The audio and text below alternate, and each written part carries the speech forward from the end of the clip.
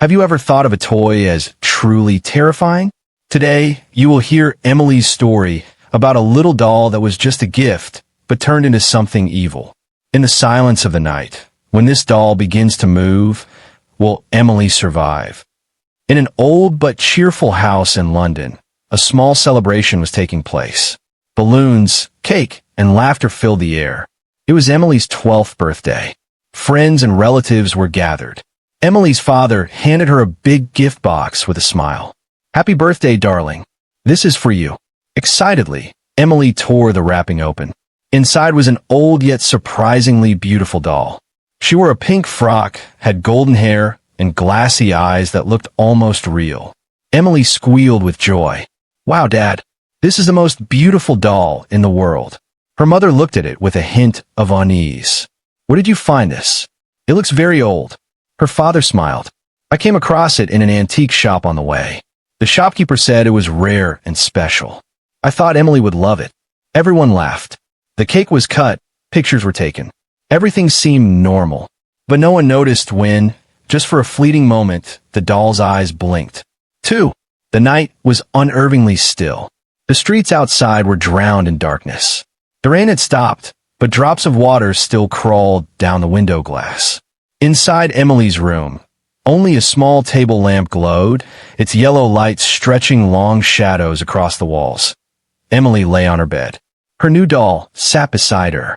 The golden hair gleamed faintly, but it was the eyes, the glassy, lifeless eyes, that seemed most unsettling in the night's silence.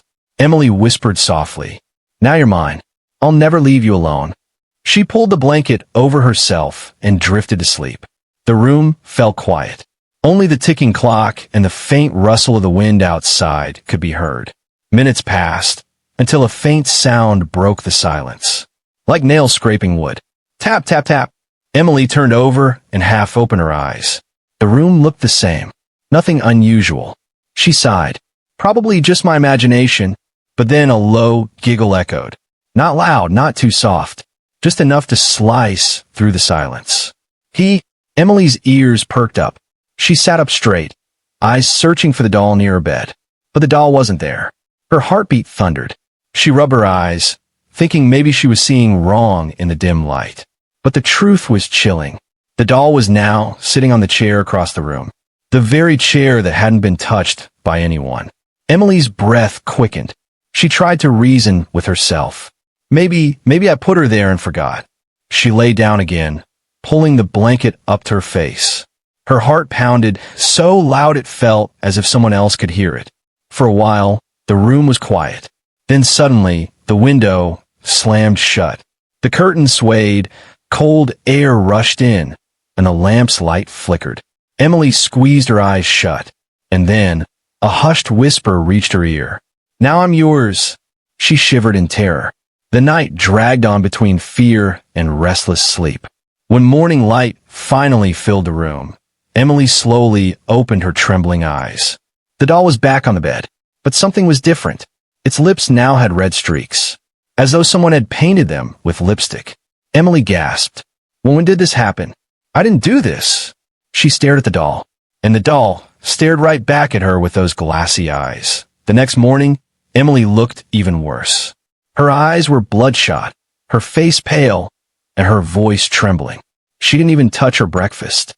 Her mother asked gently, "Sweetheart, you look sick. Do you have a fever?" Emily whispered, "No, Mama, but she doesn't let me sleep at night. She whispers in my ears, telling me I belong to her now." Her father snapped in frustration. "Emily, that's enough. This is nothing but your imagination. Tomorrow, I'll throw that doll out of the house. Tomorrow, I'll throw that doll out of the house." The moment he said that, fear flashed in Emily's eyes. She screamed, "No, don't throw her away. You don't understand. She'll get angry. She'll hurt all of you." For the first time, both parents exchanged a worried look. A small seed of doubt had been planted in their hearts. The first sign for the parents. That night, something happened that shook them to their core. Late at night, when everyone was asleep, knocking sounds echoed from Emily's room. Her father opened the door and froze. The doll was standing in the middle of the room, while Emily lay unconscious on her bed. Startled, he picked up the doll. "How did this get here? I saw it in the corner earlier." But the doll's eyes, they seemed to stare straight into his soul. Shaken, he quickly placed it back on the bed and rushed to wake his daughter. The moment Emily opened her eyes, she burst into tears and cried out in a trembling voice, "Daddy, why did you touch her? Now she'll be angry at you too." Her father's heart sank. From that night on, even he couldn't stay at ease. The next day, Emily's mother was cooking in the kitchen when she suddenly heard soft giggling behind her. She turned. No one was there. But when she turned again, the doll was sitting at the doorway. Panicked, she picked it up.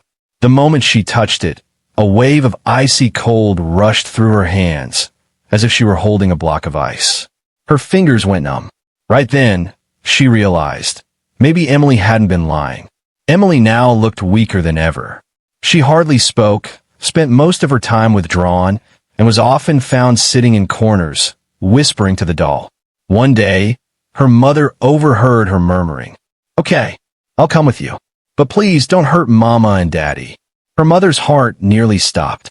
She tried to snatch the doll away, but suddenly the door slammed shut, the windows rattled violently, and she screamed in terror. Emily's condition worsened with each passing day. Her face was drained, she remained frightened at all times, and at night she often fainted. Her parents were finally convinced. This was beyond their understanding. Her father made a firm decision. "We need to see a priest. This doll is no ordinary toy. There's something evil inside it." Her mother agreed. The very next day, they took Emily to the church and told the priest everything. The priest sighed deeply. "There are things in this world beyond human control. This doll is not just a toy. It is a vessel for a demonic spirit. You must destroy it immediately. If not, it will soon claim your daughter completely." Her father asked anxiously, "How do we destroy it?" The priest handed them a crucifix and holy water. "Whenever it appears, sprinkle this water on it. If it is truly evil, its real nature will be revealed." That night, Emily's parents prepared themselves in her room. As soon as she drifted off to sleep, the doll crawled out from under the bed on its own. Its eyes glowed red, and a chilling wind filled the room. Emily's mother trembled, but her father, gathering courage, sprinkled holy water on it. The moment the drops touched, the doll shrieked. Its mouth stretched open unnaturally, and a horrifying, deep voice thundered out, "You cannot stop me. This child is mine now." Blood-like stains seeped across the walls. Windows slammed shut. Light bulbs burst, plunging the room into darkness. Suddenly, Emily sat upright. Her eyes were closed, but in the doll's voice she spoke. "I will destroy you all." Her parents froze in terror. Her mother screamed and tried to call the priest, but the phone line was dead. The doll's shadow spreads. Now, the doll wasn't confined to Emily's room anymore.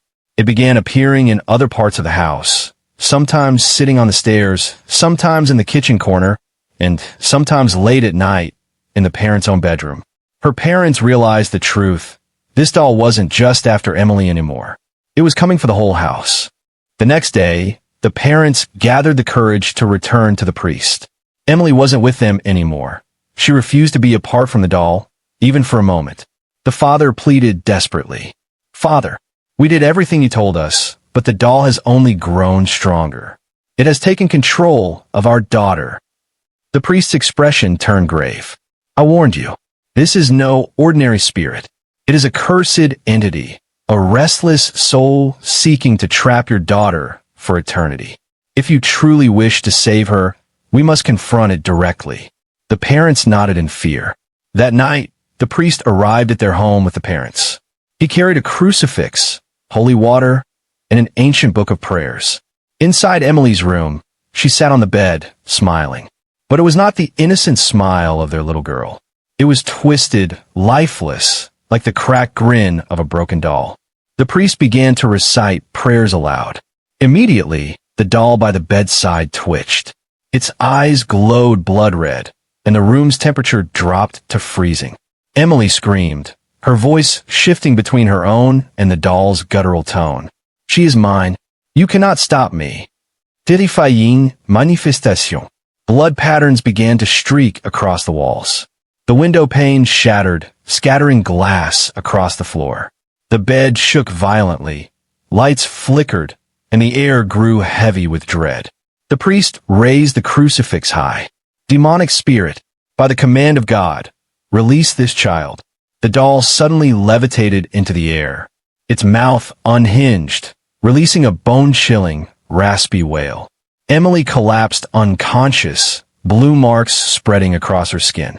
Her mother screamed, "Dear God, save my daughter!" The doll crashed to the floor, then began crawling slowly back toward Emily's bed. The priest hurled holy water, but instead of burning, the doll's face split with cracks. Black smoke seeped out, twisting into the air.